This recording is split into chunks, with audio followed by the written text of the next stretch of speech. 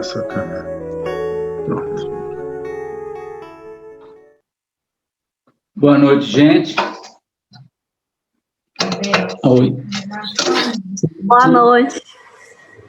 Boa noite, gente. Eu queria só dar uma boa noite especial para Isabel e João. Se vocês me permitirem, porque o meu desejo, Isabel e João, é que vocês se sintam muito abraçados hoje. A gente não pôde estar com vocês fisicamente nesses dias, mas vocês estiveram o tempo todo em nossos corações, em nossas preces, em nossos pensamentos. Viu? Que Deus os abençoe e continue enchendo vocês de força, e nós estamos juntos. Tá bom? Eu só apareci aqui um pouquinho para que vocês sintam a força desse abraço que eu queria dar em vocês nesse momento. Então, sintam-se abraçados, tá bom? Um beijo a todos. Devolvo para a Delsa aqui a palavra. Oi, gente, boa noite, então. Muita paz para nós. Que Deus, nosso Criador de todas as coisas, nos abençoe, nos ajude para caminharmos com os nossos pés mais firmes rumo à sua casa, rumo ao destino magno que nos aguarda. Nesse momento, nós apelamos para o Cristo, o nosso irmão maior, para que ele fique conosco, cure nossas feridas e cicatrizes, nos ajude nessa caminhada, nesse momento especial que a Terra está passando. Agradecemos a presença dos nossos amigos espirituais, dos nossos benfeitores, que a gente possa ser intuído ao trazer os estudos que a gente prepara, para que seja realmente um conhecimento que, aplicado na vida, possa tornar as nossas vidas cada vez melhores. São todos bem-vindos e que Jesus nos abençoe. Vamos aqui projetar nossa tela. Eu queria só voltar um pouquinho aqui, gente, só para a gente não perder muito o fio da meada. Sim, ó. Nós... Você vai deixar para eu perguntar durante? Se alguém quiser perguntar, hoje a minha intenção é a gente fechar esse terceiro item aqui, ó. A gente começou, dentro do estudo que a gente está fazendo, nós já falamos por que haverá grande tribulação, tudo dentro de Mateus, né? Como nunca houve desde o princípio do mundo até agora.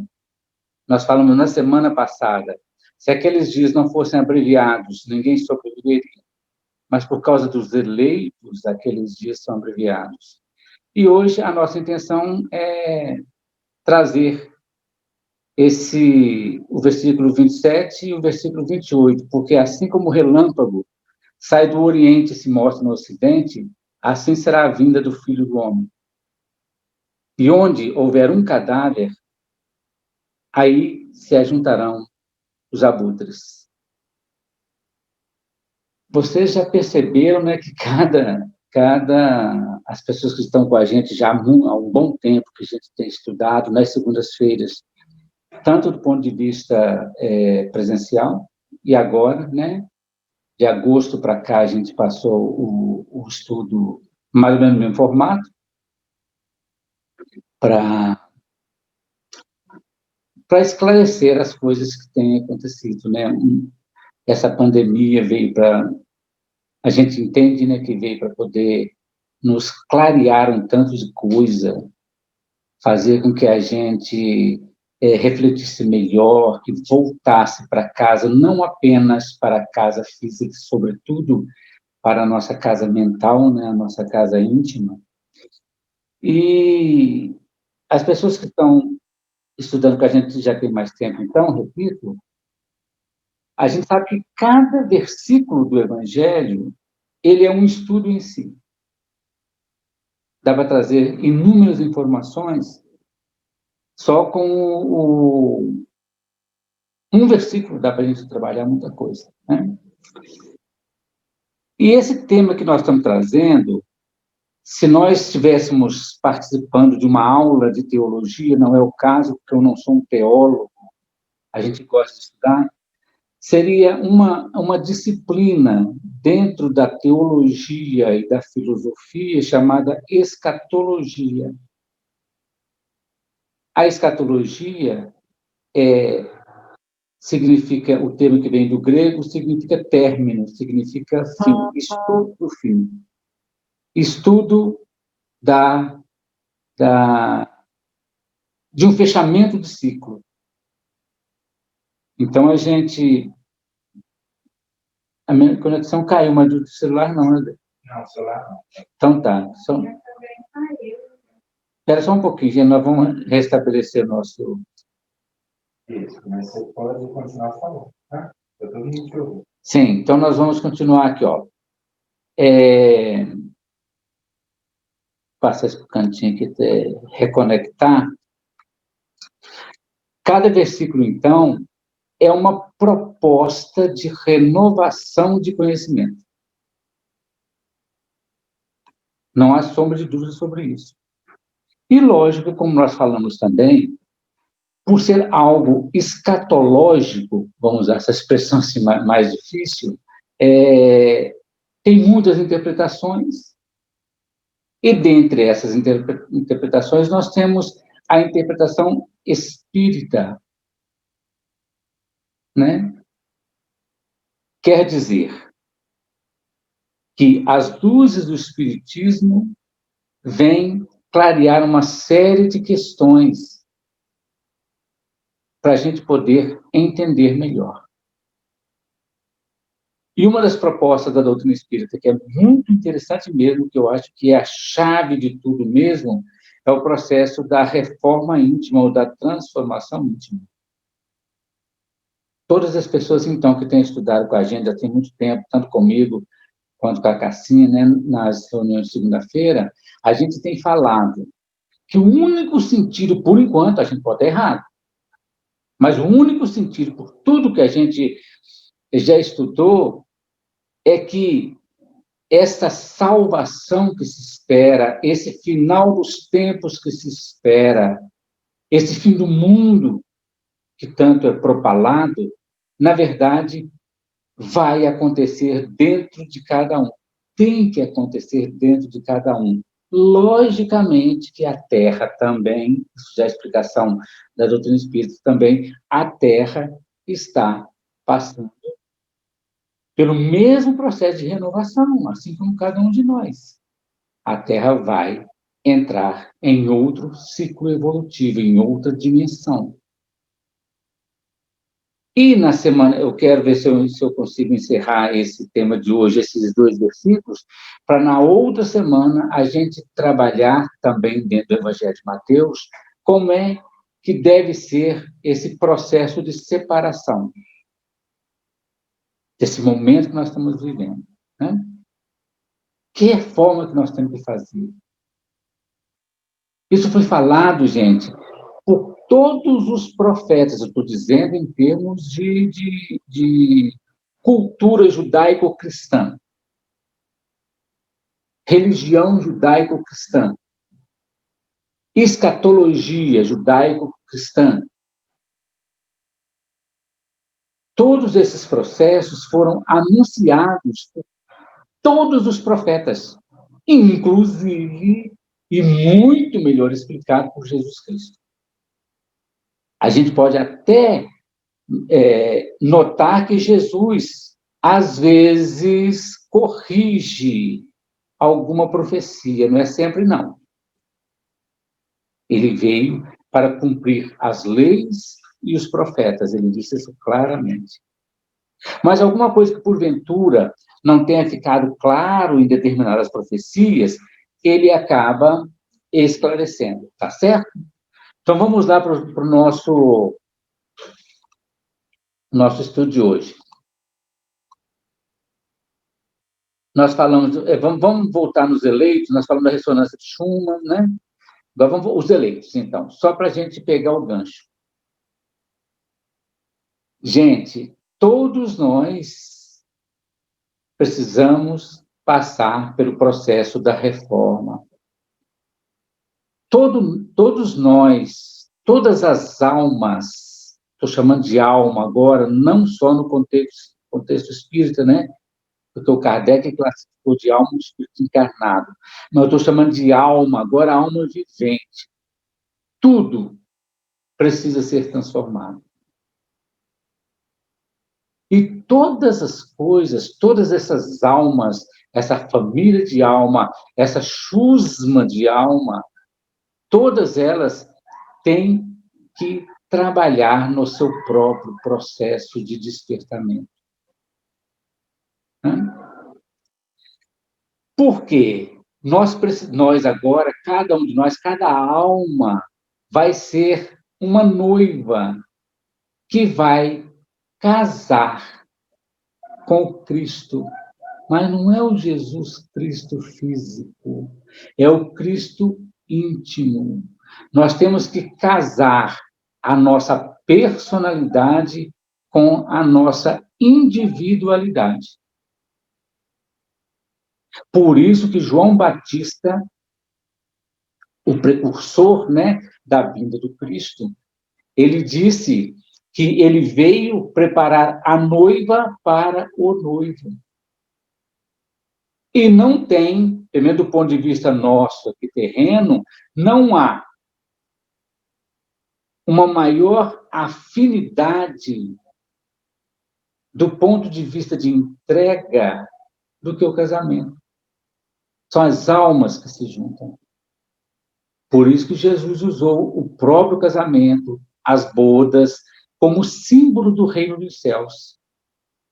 Porque nós precisamos casar, literalmente, acasalar, juntar intimamente a nossa personalidade atual com todas as nossas facetas de alma do ontem, reequilibrando tudo para casar com o Cristo íntimo, com o Cristo na nossa intimidade, com a nossa essência divina. Ou, como diria Leibniz, com o filósofo, as mônadas celestes. Ou Spinoza, quando diz que a força vivificadora do universo. E a doutrina espírita chama de centelha divina. Então, nós vamos encontrar com essa centelha divina de modo agora a não mais romper. Porque um dia nós rompemos para entrar e experimentar a dualidade. E dentro da dualidade, nós experimentamos a diversidade. Agora, nós temos que juntar todas essas experiências que nós tivemos em um só ponto, chamado individualidade. Então, em Apocalipse aqui que eu trouxe, só para pegar o gancho, as pessoas que foram compradas, como diz o Apocalipse 14, eu chamei a atenção que é interessante, no próprio versículo 14, 3, 4, cantavam um cântico novo. Claro, gente, a própria terra vai cantar um cântico novo. Cada um de nós, quando despertar e abrir a janela rumo ao sol, ao sol da regeneração e da graça, todos nós cantaremos um cântico novo.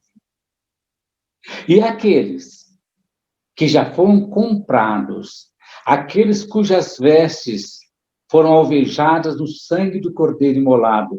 Vou repetir, não é jogar a nossa roupa no sangue de Jesus, não. É o processo de purificação, é o processo de entrega e de integração de tudo nosso com a unidade com o Pai. Nós, então, todos esses seres viventes, nós vamos nos encontrar todos diante do trono. E esses 144 mil, nós falamos na semana passada, ele é simbólico.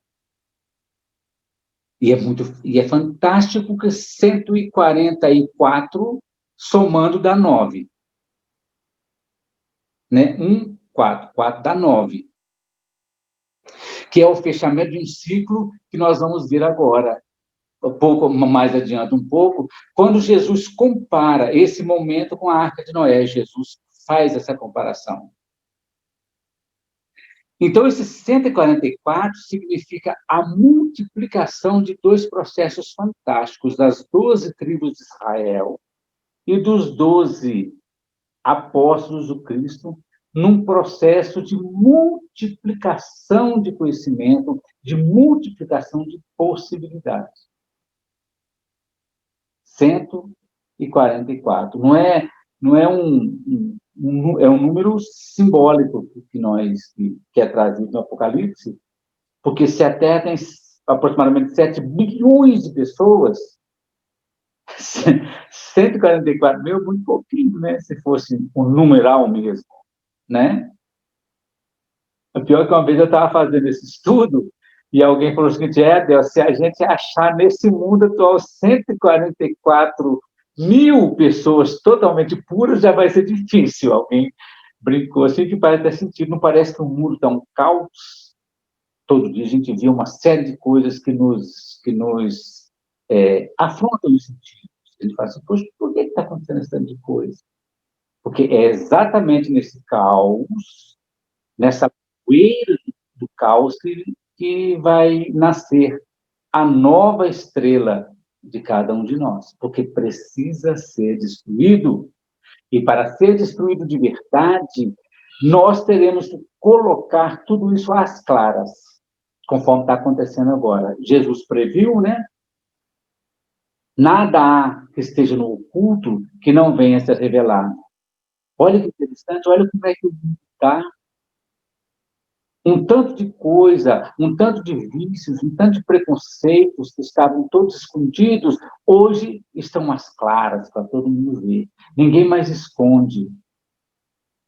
E isso precisa ser levantado para ser visto, encarado mesmo e trabalhado.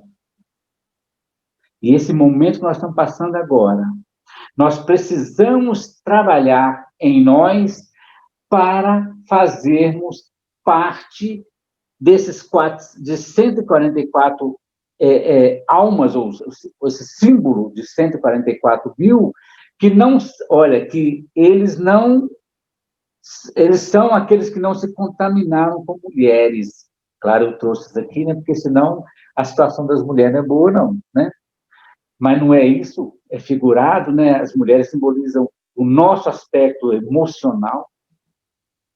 Aquelas pessoas, traduzindo, então, são todos aqueles que não se contaminaram com as crenças viciantes, com as crenças limitantes, com as emoções mais rasteiras, orgulho, vaidade, egoísmo, e vai por aí fora. Vaidade de achar que é melhor do que todo mundo. Então, essas pessoas são virgens, isto é, são virginais no espírito. São os puros de coração. Esses são os virgens, isto é, aqueles que não se contaminaram com a prostituição do processo consciencial. como nós falamos, a igreja, na época do Cristo, era a igreja trabalhada como virgem, né? O sentimento da igreja primitiva é simbolizada como a noiva vestida de branco, que seria entregue para o noivo. Depois, então, essa noiva, aspas, aliou-se ao Estado romano, a nação romana, e passou, então, a promover derramamentos de sangue. Eu já não estou fazendo uma crítica leviana, não, porque muito provavelmente eu estava lá no meio, né? Porque padre, eu acho que eu já fui, por exemplo, né?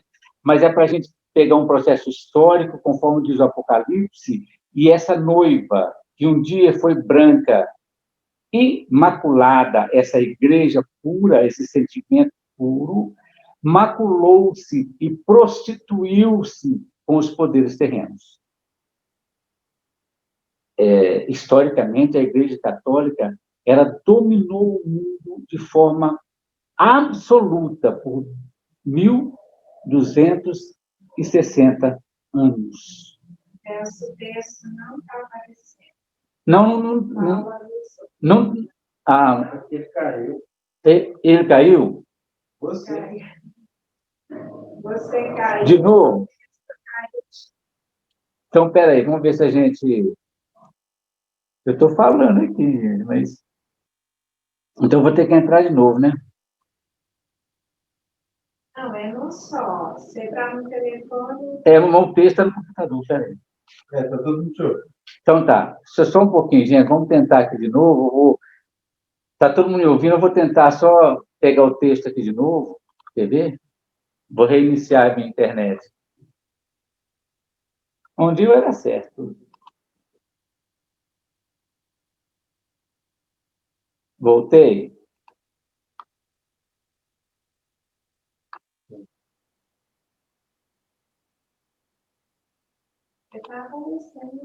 Não, então só compartilhar. Já vou compartilhar de novo. Peraí que eu fechei. Peraí.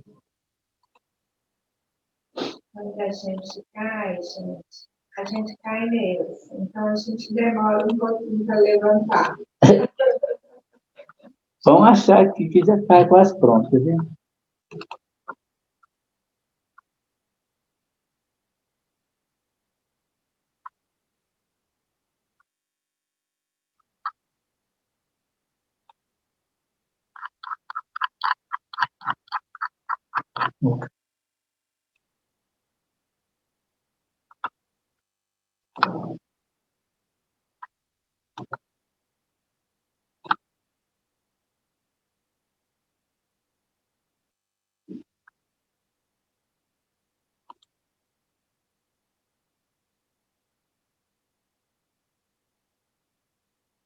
Estou aparecendo? Ele vai conectar de novo. Espera aí, gente. Só um pouquinho, nós vamos... Isso, nós vamos chegar lá.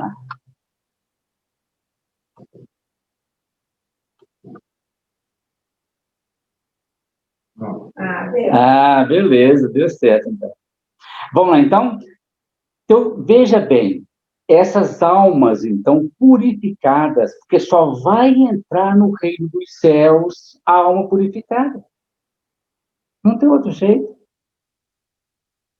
Quando a gente diz purificada, não quer dizer angelical, não. Como diz a doutrina espírita, nós ainda estamos longe da angelitude, mas nós precisamos sair da animalidade grosseira, porque o instinto, como diz a própria doutrina, o instinto ele nunca vai acabar. Ele vai evoluindo do instinto para a inteligência, de inteligência para a sabedoria, e a sabedoria vai se expandindo. Tudo na nossa vida que a gente já passou é algo completamente útil. Não tem, assim, a menor dúvida disso. Então, olha que interessante, esses são os que seguem o Cordeiro para onde quer que ele vá, isto é, são aquelas pessoas que são fiéis, muitas vezes na Bíblia aparece a palavra assim, e a sua fé te salvou.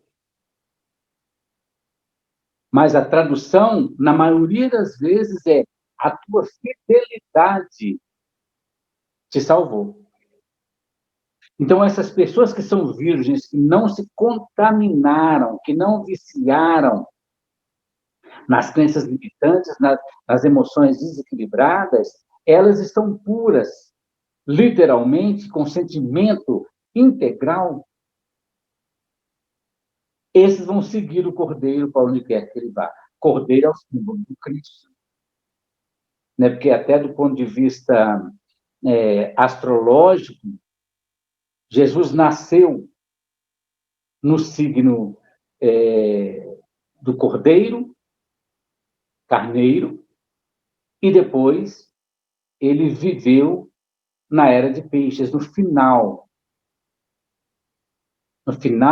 da era de Áries, para depois nascer a era de Peixes, e agora nós estamos caminhando para a era de Aquários, provavelmente a partir de 2022, aproximadamente. Né? Então, Jesus eis o Cordeiro de Deus que tira o pecado do mundo. Cordeiro. Ele foi o Cordeiro escolhido, puro, para que toda a humanidade olhasse para ele, para que os olhares, as intenções voltadas para ele, porque ele seria o exemplo que nós deveríamos seguir. Daí a ideia de Cordeiro imolado. Morreu na cruz, no alto do Calvário, para ser visto, com os braços abertos, abençoando e perdoando a todos. Esse é o Cordeiro imolado. Tá certo? Então, essas pessoas vão seguir o Cordeiro. E nós devemos estar lá no meio, né, gente? Nós precisamos estar lá no meio. Então, vamos lá.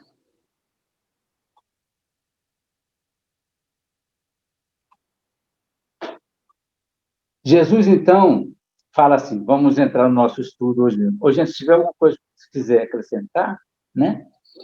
Mas vamos aqui para a gente prosseguir no nosso estudo de hoje. A renovação da humanidade. Jesus disse assim, porque, assim como o relâmpago sai do Oriente e se mostra no Ocidente, assim será a vinda do Filho do Homem. Hoje você vem como um relâmpago, a coisa vai ser rápida. Mas, por outro lado, também, vai ser um clarão, algo extremamente fugaz. E, de uma certa forma, o raio também traz processos de destruição. E, ao mesmo tempo, de limpeza da atmosfera. Hoje, nós já sabemos que quando o raio, nós que fazemos os estudos, né, científicos, quando o raio atravessa a psicosfera terrestre, ou a atmosfera mesmo dizendo, quando eu digo atmosfera, quando eu digo psicosfera, é o processo de todas as mentes que lançam pensamentos psíquicos na atmosfera. O relâmpago vem e ele queima, literalmente, a atmosfera. E esse fogo dele queimando todas essas, vou usar a expressão mais grosseira, todos os pensamentos como fezes ressequidas de nossas mentes menos felizes, elas são queimadas pelo raio de relâmpago e que se transformam num certo tipo de nitrato que fertiliza os campos e que ajuda na cobertura de todos os terrenos. Eu nunca vi alguém, por exemplo, destruindo a serra, a gente já viu, né? mas assim, plantando grama lá no alto da serra, aquelas folhinhas lindas. Quem plantou aquilo? Né? E como é que aquilo germinou? Às vezes, vegetação em cima de pedra, que nem tem rocha. Então, essa cobertura, tudo, nada na natureza é por acaso. Mas vamos lá para o nosso estudo, seguindo aqui direitinho. Então, o Filho do Homem é assim. Vai ser algo fugaz. É interessante a gente pensar isso, porque nós já ficamos tantos anos, tantos milênios, buscando entender isso, e agora ele vai, quando ele vier mesmo, ele vem para ficar. Agora vamos ver a interpretação? Segundo o historiador Joséfo, primeiro, vamos parar no Joséfo aí. Gente, esse camarada é um dos maiores historiadores de todos os tempos. Esse Joséfo, ele é praticamente unanimidade em todos os registros históricos em torno de Jerusalém. Ele viveu lá, ele viu, ele foi testemunha ocular da destruição do Templo de Jerusalém no ano 70. Então, as informações que ele passa nas suas obras não é contestada, porque outras pessoas não viram. Então, ele passou. Ele era de família de sacerdote, né, lá da época, Flávio Joséfo, e muito provavelmente parente próximo de Tito Flávio Vespasiano, que invadiu Jerusalém e destruiu o templo no ano 70. Né? Olha essa interpretação, como eu disse para vocês, do ponto de vista escatológico dessa matéria trabalhada dentro da teologia, esse Joséfo, ele é irretocável. Olha o que ele disse. O exército romano entrou na Judéia pelo lado leste. Olha o que Jesus fala. Porque assim como o relâmpago sai do Oriente para o Ocidente, isto é, de leste para o oeste.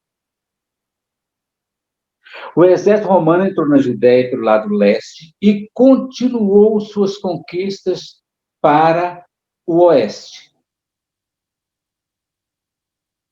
Como se não fosse apenas a extensão da ruína, mas o próprio caminho que o exército faria, tomar tudo isso foi planejado na comparação dos raios. Jesus tomou isso como exemplo para falar, assim como o Império Romano entrou na Judéia, do leste para o oeste, conquistando tudo, destruindo tudo, destruindo uma série de crenças,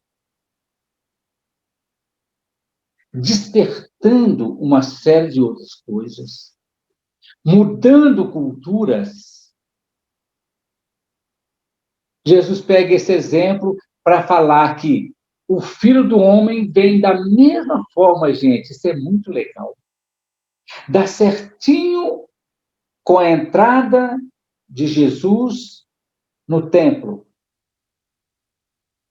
Porque quando Jesus, o Filho do Homem, entra no templo, ele muda tudo. Ele expulsa vendilhões. Ele afugenta os animais, ele não bateu em animal, não bateu em ninguém, só usou o chicote, nós já estudamos isso logo no início, para afugentar a animalidade. E aquelas pessoas que só queriam não faziam nenhum trabalho, mas sim queriam negociar. Não fazia trabalho efetivo, ficavam cambiando no tempo. A mesma coisa, se a gente analisar que o tempo é nossa consciência, a gente precisa deixar a nossa consciência límpida, cristalina. Não dá, como diz Jesus, não dá para servir a Deus e a Mamon ao mesmo tempo. Ou porque você vai amar um e desprezar o outro, né? Ou então você vai desprezar o primeiro e amar o segundo, ou vice-versa. O Império Romano, então, é o grande exemplo de que vai pegar de leste a oeste para fazer uma varredura. Nós também vamos fazer a mesma coisa em nós. Quando o Filho do Homem entrar no Adelson, nada vai ficar de pé. As minhas crenças antigas, as minhas mazelas antigas, as minhas crenças limitantes, as minhas barganhas, o meu processo de cambiar, de trocar, que nem se faz na Igreja Católica, né? O pessoal ia lá, fazia promessa para o santo, né? Se o senhor fizer isso, eu faço aquilo, outro, né? Sem nenhuma crítica, porque hoje o pessoal espírita negocia com Bezerra de Menezes, com Eurípides Barçanufo, com a irmã Sheila e com todos os outros, né? Do mesmo jeito, né? Não mudou muito, não. Então, todas essas coisas vão ter que ser destruídas, assim como o Império Romano fez uma limpeza na Judéia. E Jesus deixou claro, quando tudo isso estivesse acontecendo, a gente tinha que sair da Judéia, isto é, do dia a dia, da normalidade, do processo planície e ir para os montes, conforme também nós estudamos. Não é legal isso? Ô, gente, é interpretação. Mas é uma interpretação bacana, né? Podemos ter errado? Sim. Se for outras interpretações de outros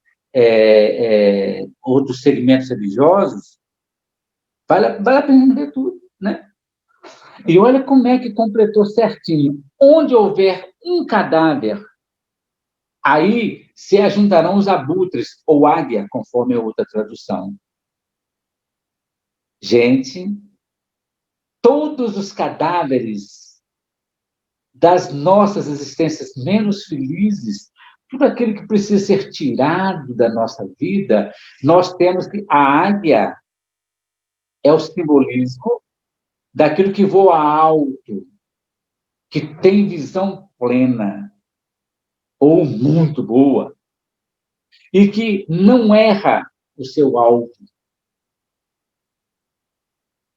Fazendo comparação com o Império Romano, é a mesma coisa, é tanto que o símbolo do exército romano é a águia romana. Né? Aí fez um comentário aqui. Ah. Vírus veio do Ocidente para o Oriente, do Oriente para o Ocidente. Está perfeitamente. E a gente vai ver que esse vírus, gente, parece uma coisa abençoada. Parece estranho, né, a gente dizer isso, mas se a gente não acordar, como diz São Francisco de Assis, né? Ele acordou com o cantar de uma cotovia. Mas outros, gente, só outros que nem nós, assim, só desperta com o estampido de canhão. Só essa coisa é muito... Tem gente que nem assim, que dorme com aquele barulhão tudo. Né? Então, a gente precisa... enquanto São Francisco acordou com o cantar de uma cotovia, ele falou, poxa, o que eu estou fazendo não está legal, eu preciso mudar isso, a história de São Francisco. Né? E acabou mudando. Então, ele falou, de repente, uma cotovia passou a cantar em minha alma.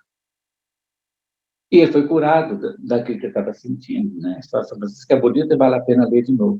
Beleza, então? Só para ter ideia de quando todos os nossos cadáveres, todos os nossos fantasmas de outrora, a nossa águia, isto é, a nossa individualidade, vai ver e vai lá. Fala, ó, precisa Deus, só precisa trabalhar esse fantasma seu. Literalmente, meu irmão. A Delcia tem que trabalhar um tanto de fantasma dele. A Delcia tem que trabalhar um tanto de crença, olha que nós estamos vendo. Então, a águia, isto é, a nossa mônada divina, ou nossa substância vivificadora do universo, ou a nossa centelha divina, ela vê tudo. Fala, Deus, olha lá, você tem um cadáverzinho ali para você arrumar. Vai lá, ama, carregue, entenda, transforme. Né? Ame o seu passado. Mas tem coisa que não dá mais para ser do mesmo jeito de ontem. Precisa transformar. Para onde quer que esteja a carcaça, etc., pois, embora esteja a vinda do Filho do Homem, seja como relâmpago, rápida, espalhada e destrutiva, ela não virá pessoalmente. Somente os servos é que virão. Os soldados romanos, vamos dizer assim. Então, significa para nós aqui que a nossa personalidade de hoje, ela vai ter que juntar um tantão de outras personalidades do ontem, as nossas sombras, os nossos fantasmas de ontem. A exemplo dos exércitos romanos, que por seu comando, não foram grandes generais que foram, né? Quem conquistou tudo de fato eram soldados. Destruíam e conquistaram toda a Palestina, assim como as águias ou os abutres devoram as suas presas. No nosso caso, por que é legal a gente trabalhar isso? Porque fala, pô, mas o Filho do Homem veio para destruir? Desculpa, veio para destruir? Claro. O que a gente aprende na doutrina espírita? Na terceira parte lá do Livro dos Espíritos, as leis morais, é chamada lei de destruição.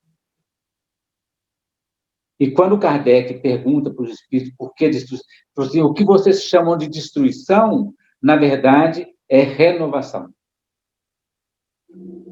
É transformação.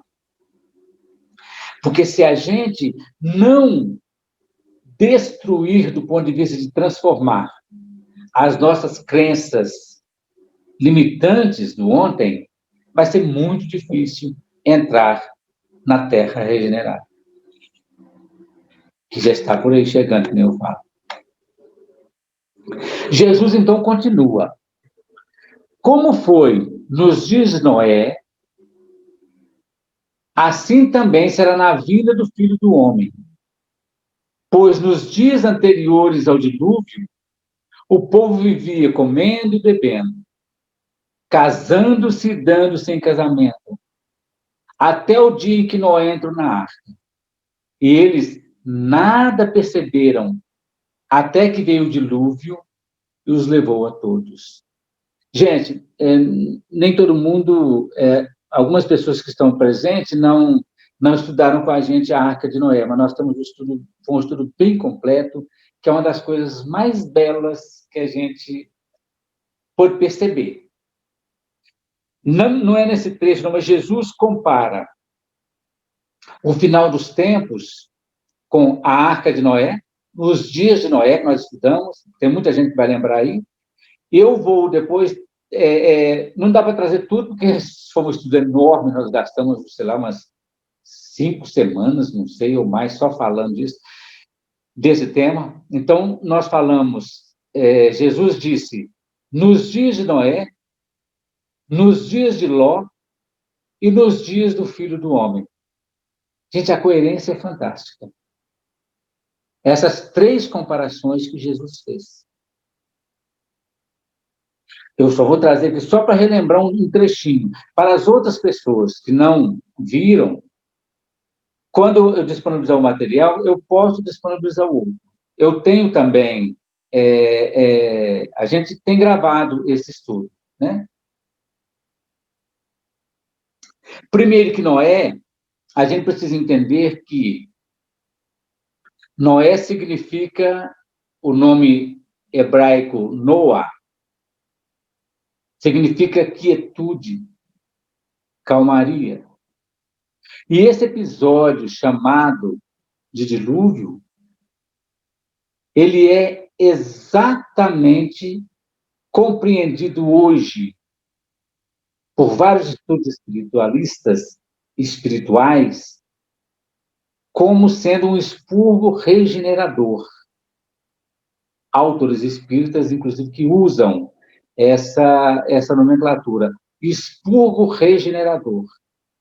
Então, nós temos um expurgo regenerador com água, Noé, dilúvio, e nós temos um expurgo regenerador com fogo, que é Ló. E nós temos agora o terceiro expurgo regenerador, que é a vinda do Filho do Homem, que vai ser um processo de renovação total. Sim? Esse trecho aqui nós vamos deixar para a semana que vem, tá vendo? Assim acontecerá, por isso eu deixei para depois, assim acontecerá na vinda do Filho do Homem.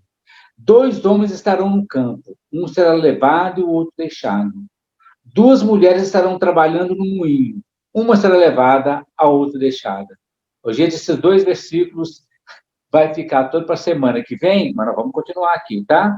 Porque ele é muito bacana também, é rico demais, então nós vamos separar. Então, vamos continuar com Noé, tá bom? Arca de Noé. Gênesis 6, 13 a 22, né? Deus disse a Noé: darei fim a todos os seres humanos, porque a terra encheu-se de violência por causa deles. Eu os destruirei com a terra. Você, porém, fará uma arca de madeira de cipreste. Divida-a em compartimentos e revista-a de piche, por dentro e por fora. Já te souber lá. Faça com 135 metros de comprimento, 22 metros e meio de largura e 13 metros e meio de altura. Faça-lhe um teto com um vão de 45 centímetros entre o teto e o corpo da arca. Coloque uma porta lateral, Deus já fez o projeto. Coloque uma porta lateral e faça um andar superior, um médio e um inferior. Eis que eu vou trazer águas sobre a terra, o dilúvio para destruir debaixo do céu toda criatura que tem fôlego de vida. Tudo que há na terra perecerá. Mas com você estabelecerei a minha aliança. E você entrará na arca com seus filhos, suas mulheres, e as mulheres e seus filhos. Hoje é só uma famíliazinha que escapou, né? Mas vamos lá.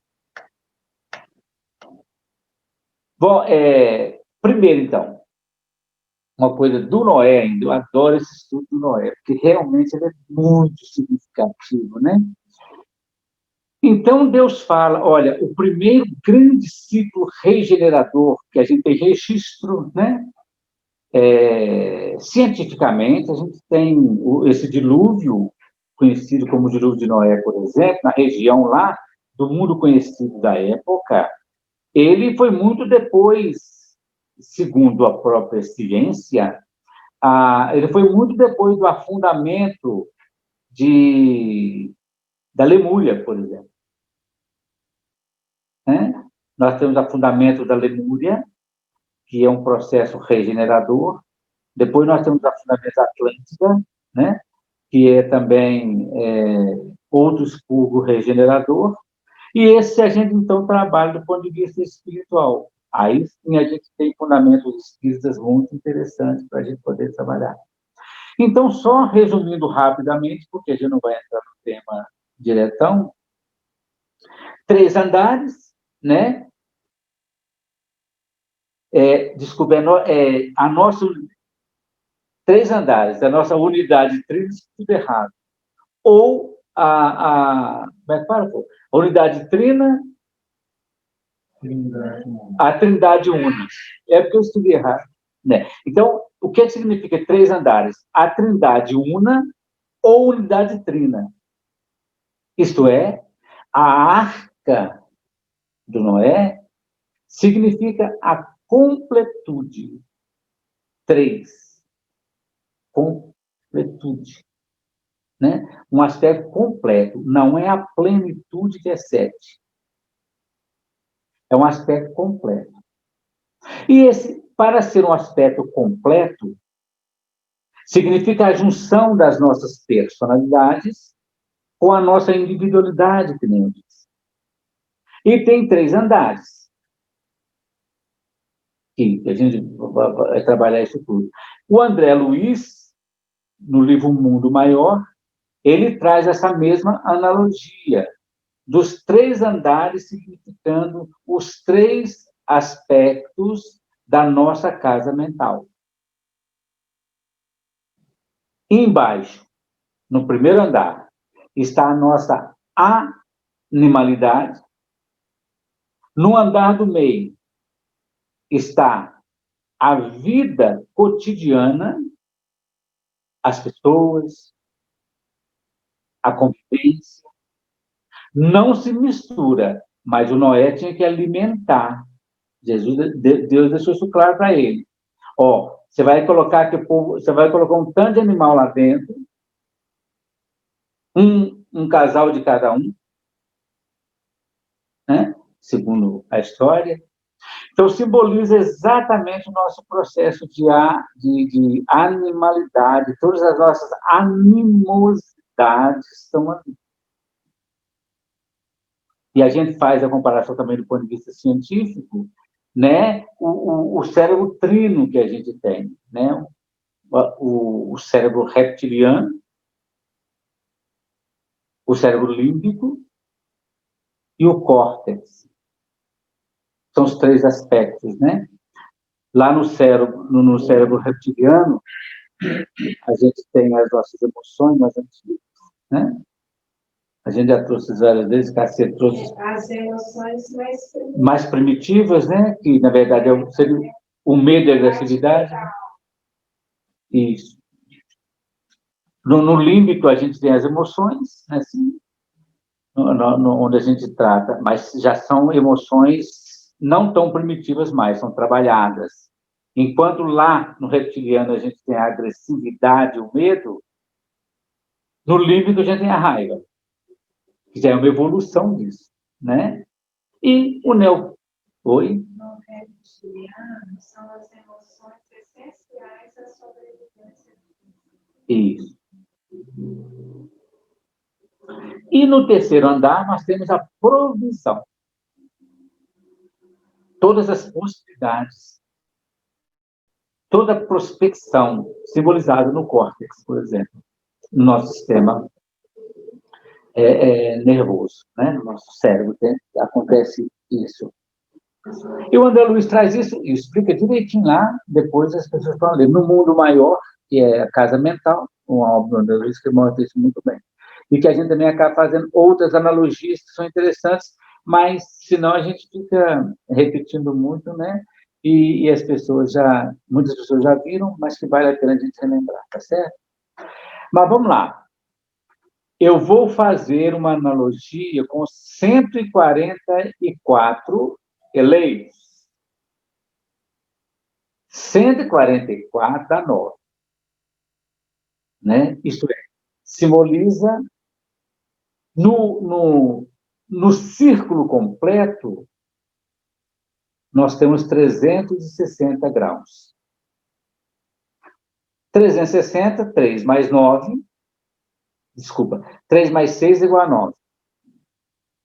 O 9, então, é a simbologia daquilo que é completo, de um ciclo que se fechou, ou de um círculo que se fechou. Tanto que Deus fala para Noé, ó, eu vou fazer com você uma aliança, olha que legal. Fez uma aliança. A aliança é um ciclo, um ciclo e um círculo tão perfeito que a gente não sabe onde é que começa, onde é que termina. É um processo retroalimentativo. Enquanto que o filho pródigo, quando ele chegou na casa do pai,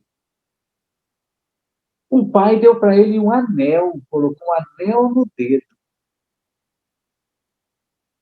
Né? Mas Deus fez uma aliança com Moisés. Quando nós trouxermos a passagem do filho pródigo, a gente vai trabalhar isso tudo direitinho também, né? A diferença entre o anel e a aliança, né? Mas, por enquanto, não, senão a gente vai delongar muito. É tanto que o arco-íris, tão logo Noé desceu da arca depois que acabou o dilúvio, ele viu o arco-íris.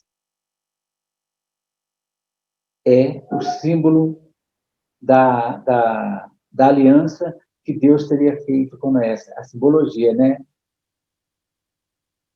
Tem a música que a gente canta, nós cantamos hoje, né? Aliança, homem, Deus, já não é só arco-íris, né? A aliança vai mudar. Não é mais. É um processo de redenção. Tá certo? Então, vamos lá. 144 é igual a 9. A arca tem 135 metros de comprimento. 1 mais 3 mais 5 é igual a 9. Não fiz conta errada, não, está certo. Largura, 22,5. 2 mais 2 mais 5 é igual a 9. Altura, 13,5. 1 mais 3 mais 5 é igual a 9. O vão no teto, 45 centímetros. 0 mais 4 mais 5 é igual a 9. Então, gente, tudo fecha com o processo da completude. Não é plenitude ainda, isso eu repito. Embora o Noé tenha vivido 777 anos. Isso é pleno. Quando Jesus fala, quando Pedro pergunta, né, o número 7 é a simbologia de plenitude. Não apenas de completude.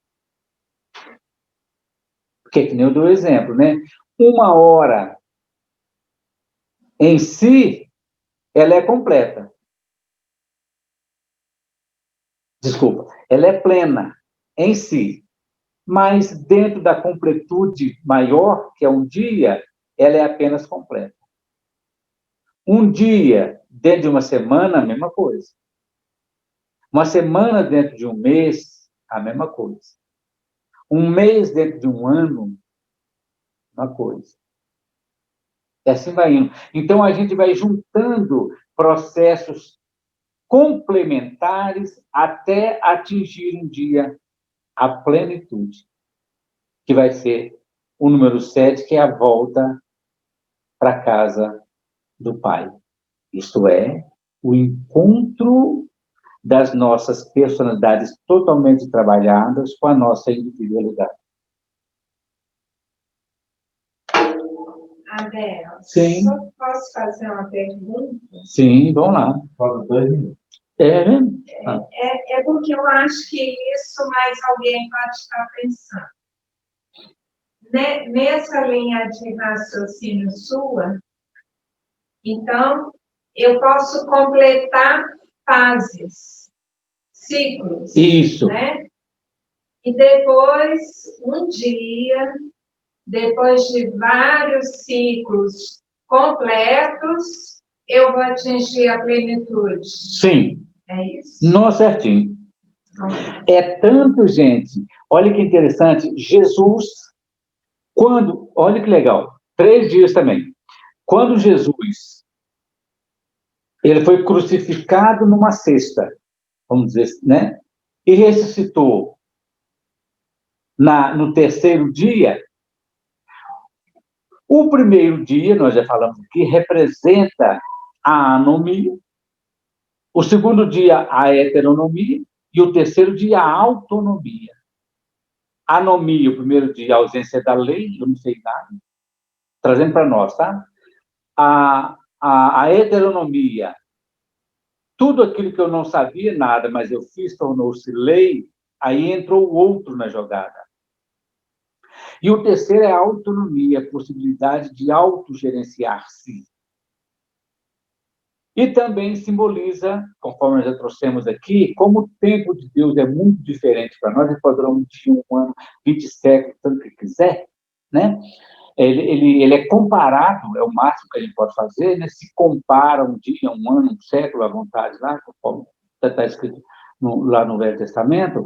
Então, um dia que Jesus ficou simboliza o primeiro milênio, o segundo dia, o segundo milênio, e o terceiro dia, o terceiro milênio. Por isso que no terceiro milênio, nós estaremos na era de Aquários, conforme eu até trouxe, né? Que é o processo da renovação. Aquário significa todo o processo do novo, da renovação, o símbolo do aquário, a água caindo de um pote, né? Então, é um processo de renovação, né? Então, só então para a gente encerrar aqui, quando Jesus, então, ele ressuscitou. Paulo fala assim, se o Cristo ressuscitou, nós ressuscitaremos com ele, com certeza. Só que nós, para que a gente ressuscite, a gente precisa de várias reencarnações. Nós temos que completar todas as nossas experiências que nós vivemos e que nós viemos vivenciar. Quando nós completarmos tudo isso, nós pegaremos a dualidade, que é a cruz, e vamos trabalhar a unidade dela, abraçando os 2 polos horizontais, juntando os 2 polos espirituais, formando um só ponto, que é o centro da cruz. Nós vamos juntar todas as experiências em nós e vamos ressuscitar. Continuamos na próxima? Hã? É a unidade. Vai entrar a unidade. Nós vamos juntar a cruz inteira, tanto os 2 braços horizontais como os 2 verticais, e vamos formar de novo um ciclo único. Tá bom? Ô, gente, que Jesus abençoe. Não deixa ninguém falar, não? Vamos fazer a nossa... A gente tem que interromper você para conseguir falar. Eles têm que pegar esse macete. Ô, gente, vamos então fazer a nossa prece e depois a gente conversa um pouquinho, né? Vamos levar o nosso pensamento a Deus, nosso Pai, Criador de tudo criado. Agradecer a Jesus, nosso Mestre Divino, os nossos mentores espirituais, pelo trabalho de intuição, pelo trabalho de inspiração. Agradecer as energias de todos os nossos irmãos encarnados e desencarnados, que no momento estão participando com a gente. Nos ajude, Senhor Deus, para que a gente possa caminhar nessa direção da plenitude, na unidade, com seu amor divino. Que assim seja. Obrigado.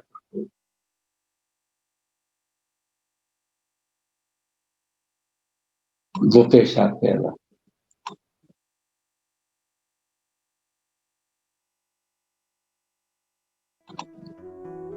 Oi, gente, alguma coisa ou tudo em ordem?